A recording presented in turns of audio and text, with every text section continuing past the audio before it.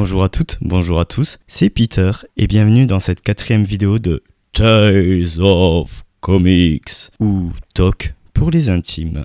Aujourd'hui nous allons parler du lien qu'entretiennent les super-héros avec la réussite sociale, la technologie et les médiums. Et commençons tout de suite par un élément que vous trouverez dans tous les récits héroïques, toute mythologie confondue, l'élitisme et le darwinisme social. Je ne sais pas si vous avez remarqué, que ce soit grâce à un pouvoir, un véhicule futuriste, une toile d'araignée ou un grappin, les super-héros évoluent au-dessus de nous, au sens propre comme au figuré. Cela leur permet de veiller sur nous tout en regardant ce qui se passe en bas, comme le faisaient les chevaliers du Moyen-Âge ou les cow-boys du Far West du haut de leur destrier. Si on cherche à peaufiner, on peut noter que les plus puissants d'entre eux, Superman, Thor, Green Lantern ou Nova, le font depuis les tréfonds de l'espace. Mais la démarcation entre ces demi-dieux modernes et nous, pauvres mortels, ne s'arrête pas là. Elle continue même lorsque ces personnages reprennent leur identité civile.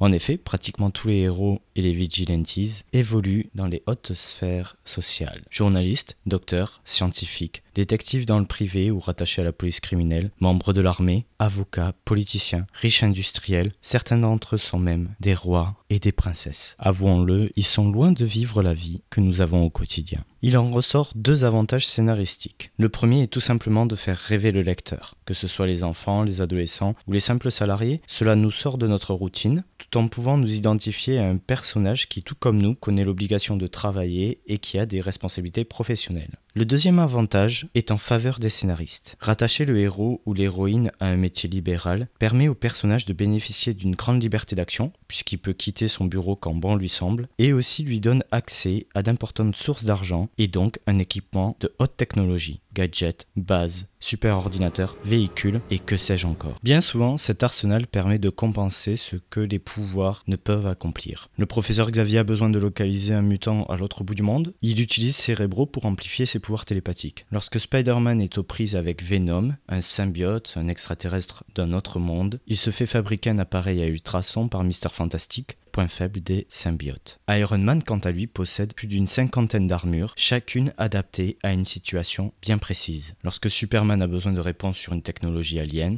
il consulte les mémories cristaux de la forteresse de la solitude, et Wonder Woman utilise un avion invisible pour parcourir de longues distances ou utilise un masque à oxygène lorsqu'elle part dans l'espace. Évidemment, celles et ceux qui ont le plus souvent recours à cet arsenal sont les vigilantes, les justiciers, puisque la plupart d'entre eux sont dépourvus de pouvoir. Je pourrais vous parler du Punisher qui a un flingue pour chaque cible, ou des innombrables Trick Arrows de Hawkeye et Green Arrow. Mais soyons clairs, à ce jeu-là, Batman et le reste de la Bat Family sont les mieux équipés de l'univers des super-héros, toutes maisons d'édition confondues. En plus de leur équipement pour faciliter la résolution d'énigmes et de pièges mortels auxquels ils sont confrontés, les héros et vigilantes possèdent souvent des capacités intellectuelles supérieures à la moyenne. Mémoire absolue, connaissances poussées en chimie, physique et mécanique, et un sens de l'observation et de l'analyse digne de Sherlock Holmes. Ce sont des aptitudes que l'on trouvait déjà chez Ulysse et Hercule. Les héros démontrent leur intelligence lorsqu'ils comprennent comment vaincre le Cyclope et l'hydre de Lerne. Et tout comme les héros de l'Antiquité, qui se réfugiaient dans un temple pour consulter un oracle lorsqu'ils avaient besoin de trouver des réponses, les super-héros ont besoin d'un repère secret pour pouvoir se reposer, réfléchir,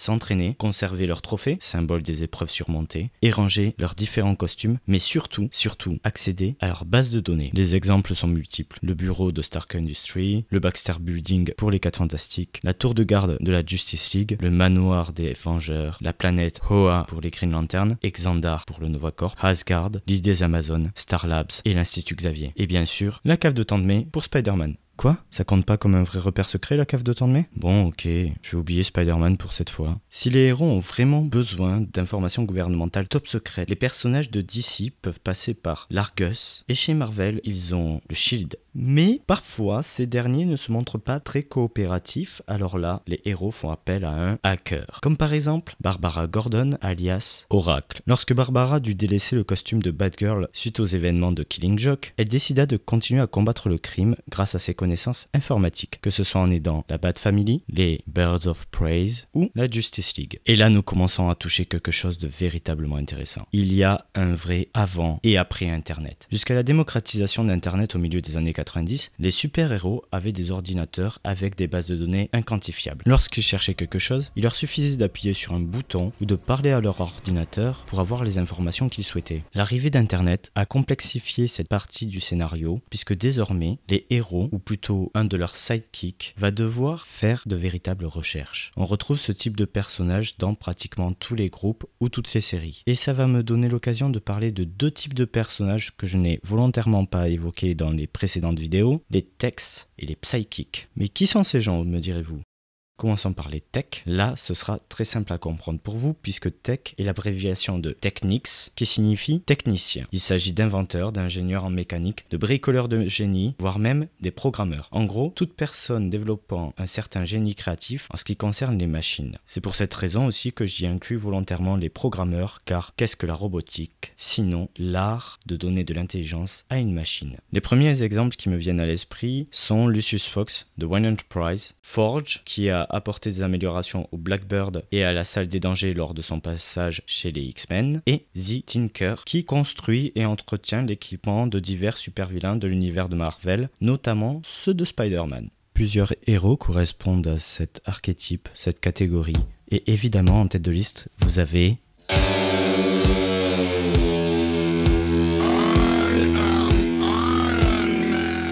mais aussi le docteur Henry Irons, plus connu sous le nom de Steel, et bien sûr, la vision.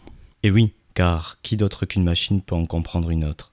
En dehors des pouvoirs que vous lui connaissez sans doute déjà, la vision est capable de phaser à travers n'importe quel type de machine pour la court-circuiter ou de s'infiltrer dans les réseaux informatiques. Il en va de même pour sa sœur Jocasta. À la fin des années 70, début années 80, il y a eu une mode que nous pouvons appeler Rise of Robots, le soulèvement des machines. Les séries les plus connues issues de cette mode sont Rome, Magnus, The Robo Fighter, et bien sûr The Transformers. C'est pour cette raison que l'on trouve parfois des petits robots au sein des équipes, tels que Herbie pour les 4 Fantastiques, Skit, le compagnon de Booster Gold, et dans les Starjammers, Waldo. Ces petits robots peuvent être aussi drôles que R2-D2,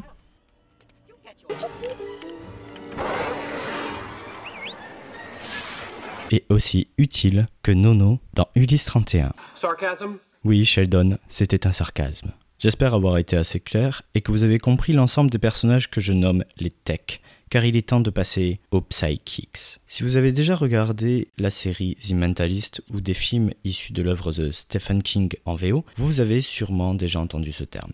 En anglais, psychic désigne les personnes douées de dons de médium. Ce sont des individus capables de parler aux esprits, de lire l'avenir ou de faire des rêves prémonitoires, mais aussi capables de trouver quelque chose ou quelqu'un à l'aide d'un pendule ou d'autre chose.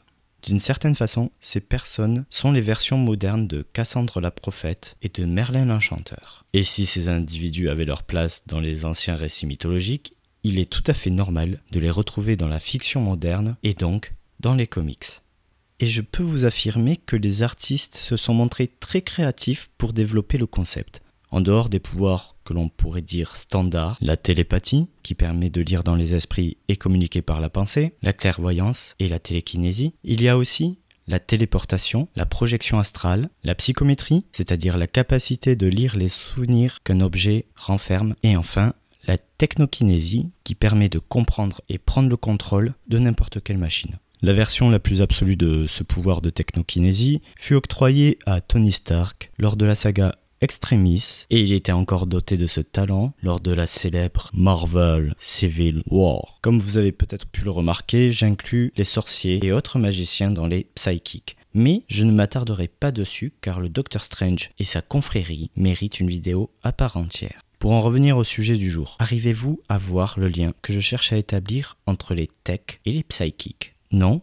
Eh bien, ce sont les mêmes personnages. Il ne dépend que de la volonté des artistes de les faire évoluer dans les arts occultes ou bien dans la science. Ça ne vous rappelle rien ? Au final, leur rôle et leur pouvoir sont pratiquement identiques. J'en veux pour preuve un personnage de l'univers des mutants qui compile à la fois le rôle de psychic et de tech. Forge des X-Men. Il est à la fois doué de technokinésie, ce qui lui permet de comprendre les machines et de les améliorer, mais c'est aussi, de par ses origines, un chaman indien capable de communiquer avec les esprits et le monde des rêves. Bien souvent, les psychics et les techs sont des supports characters, c'est-à-dire des personnages de soutien. Ils trouvent leur place au sein d'une équipe ou dans l'ombre d'un véritable héros. Et à l'exception de Iron Man ainsi que de Cable, télépathe venu du futur, très peu d'entre eux font une bonne carrière solo.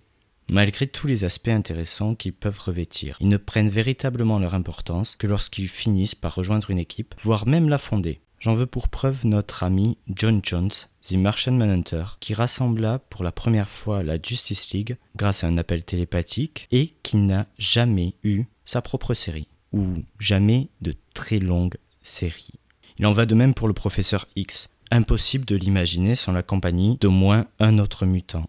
Vous l'aurez peut-être deviné, le fait est qu'ils se retrouvent au sein d'une équipe les rend interchangeables, mais aussi complémentaires.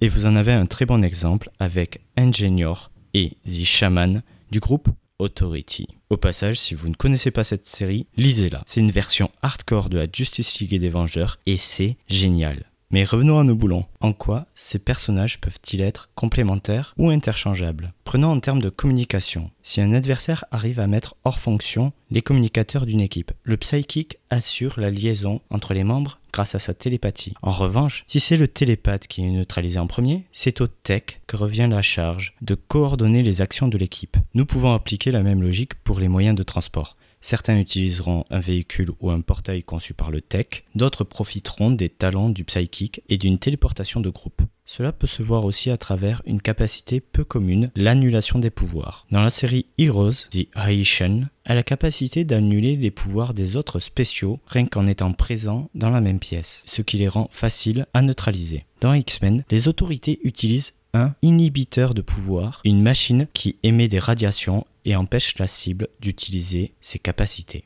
Je pourrais approfondir l'idée en comparant le don de divination, trouver quelqu'un avec un pendule, avec l'usage d'un radar ou d'un satellite, ou les précones de Minority Report faisant des rêves prémonitoires à un super ordinateur calculant les probabilités de danger d'une situation.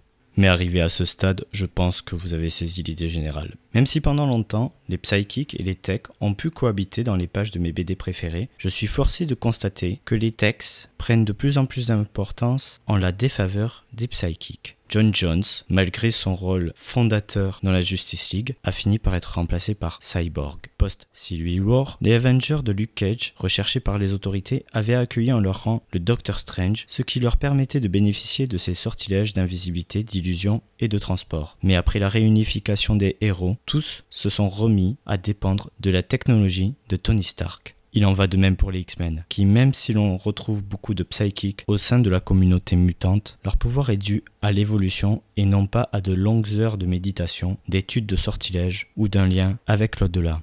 C'est une idée que j'ai déjà évoquée dans une précédente vidéo. Science is the new magic. Dans les comics, tout comme dans notre société, la science et la technologie semblent avoir pris le pas sur le mystique et le spirituel. Et le matériel semble avoir eu raison de l'immatériel. Quant à savoir si c'est un bien ou un mal, je vous laisse en juger par vous-même.